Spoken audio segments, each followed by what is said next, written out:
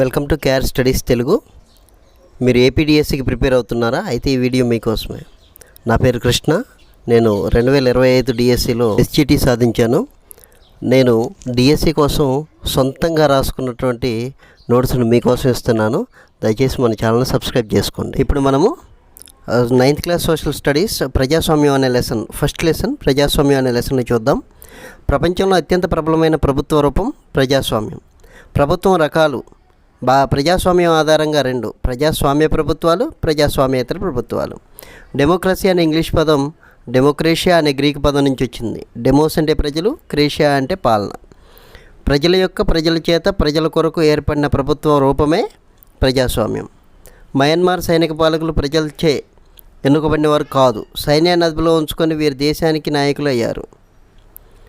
ఫినోచిట్ Chile నియంతలు ప్రజలచే ఎన్నుకోబడలేదు, రాచరికం ద్వారా ఎన్నుకోబడ్డారు. Saudi Arabia రాజుల వంశంలో పుట్టినందువల్ల పాలన సాగిస్తున్నారు.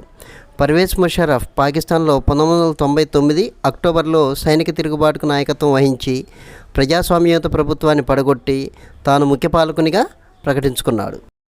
పాకిస్తాన్లో 2002లో ప్రజాభిప్రాయ సేకరణ జరిగింది. 5 సంవత్సరాల పదవీ కాలం పొడిగింపు జరిగింది పర్వేజ్ ముషర్రఫ్కి. సిరియా చిన్న పశ్చిమాసియా దేశం. పాలక పార్టీ బాత్ పార్టీ. మిత్రపక్షాలకు మాత్రమే పోటీ చేసే అధికారం ఉంటుంది. ముషర్రఫ్ 2002 ఆగస్టులో లీగల్ ఫ్రేమ్వర్క్ ఆర్డర్ను జారీ చేశారు.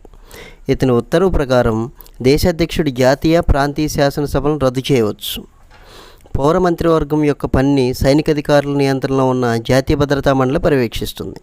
పాకిస్తాన్లో ఎన్నికైన ప్రతినిధులకు కొన్ని అధికారాలు ఇవ్వబడ్డాయి, కానీ అంతిమ నిర్ణయం మాత్రం సైనిక అధికారులు మరియు పర్వేజ్ ముషర్రఫ్కే ఉంటుంది.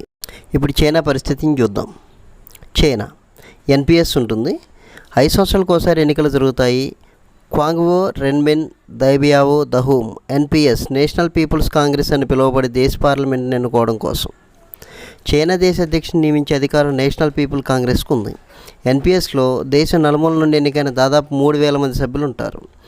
వీరిలో కొంతమంది సైనించే ఎన్నుకోబడతారు. ఎన్నికల్లో పోటీ చేసే అభ్యర్థికి ఎన్పిఎస్ పార్టీ ఆమోదం కంపల్సరీ కావాల్సిందే. ఎన్పిఎస్ లేదా దాని అనుబంధంగా ఉన్న 8 చిన్న పార్టీల్లో సభ్యులుగా ఉన్నవారే 2002, 2003లలో జరిగిన ఎన్నికల్లో పోటీ చేసేందుకు అనుమతించబడ్డారు. చైనాలో ప్రభుత్వం ఎల్లప్పుడూ కమ్యూనిస్ట్ పార్టీ ద్వారానే ఏర్పడుతుంది. 1930లో మెక్సికోకు స్వాతంత్రం వచ్చింది. 6 సంవత్సరాలకు ఎన్నికలు జరుగుతాయి. 6 సంవత్సరాలకు ఒకసారి ఎన్నికలు జరుగుతాయి. సైనిక నియంత్రణ పాలన కాదు. 2000 సంవత్సరాల వరకు పిఆర్ఐ ఇన్స్టిట్యూషనల్ రెవల్యూషన్ పార్టీ గెలుపు, చౌకబారి జిమ్మికుల ద్వారా గెలుపు సాధించిందని అనేక పత్రికల్లో రావడం జరిగింది. ప్రభుత్వ ఉద్యోగులు పార్టీ సమావేశాలకు పిఆర్ఐకి ఓట్లు వేయమని తల్లిదండ్రులు బలవంతం చేసేవాళ్ళు. ప్రభుత్వ ఉద్యోగులే తల్లిదండ్రులను బలవంతం చేసేవాళ్ళు పిఆర్ఐకి ఓట్లు వేయమని, పార్టీ సమావేశాలకు రమ్మని. సౌదీ అరేబియాలో మహిళలకు ఓటు హక్కు 2015 వరకు లేదు. రష్యాలో ఎస్తోనియా పార్టీ అధికారంలో ఉంది. మైనార్టీ వ్యక్తులకు ఓటు హక్కు పొందడం కష్టంగా నియమాలను రచించింది రష్యాలో. ఫిజీలో స్థానిక ఫిజీ ఓటు హక్కు కంటే భారతీయ ఫిజీ ఓటు హక్కు విలువ తక్కువ. జింబాబ్వే 1980లో మైనార్టీ పాలన నుండి స్వాతంత్రం లభించింది. Zimbabwe president Robert Mugabe ZANU-PF party. ఈ పార్టీ అనేకసార్లు రాజ్యాంగాన్ని మార్పు చేసింది. రాబర్ట్ ముగాబే ప్రజా ప్రదర్శనలు చట్టవిరుద్ధంగా ప్రకటనలు చేసేవాడు. రాబర్ట్ ముగాబే 2017లో పదవి నుండి బలవంతంగా తొలగించబడ్డాడు. గూగుల్, యాహూ వెబ్సైట్లపై పరిమితులు, ఉచిత సమాచార నిరోధం ఉన్న దేశం చైనా. చైనాలో కరువు 1958-61 మధ్యకాలంలో వచ్చింది. దాదాపు 3 కోట్ల మంది చనిపోయారు. బ్రెజిల్లో సుదీర్ఘ నియంతృత్వపు రాచరికం అనుభవం ఉన్నది the hidden side of dictatorship నియంతలు. చిలీలో ఫినోచిట్, పోలాండ్ జెర్జిల్కి, Nigeria Sani Abacha, Philippines Ferdinand Marcos. కెనడాలో 2004లో ఎన్నికలు జరిగాయి. ఊహించిన విధంగా లిబరల్ పార్టీ ఓడిపోయింది. WTO వరల్డ్ ట్రేడ్ ఆర్గనైజేషన్ నిబంధనలకు అనుగుణంగా కొన్ని చట్టాలను పార్లమెంట్ ఆమోదించాల్సి ఉంటుంది.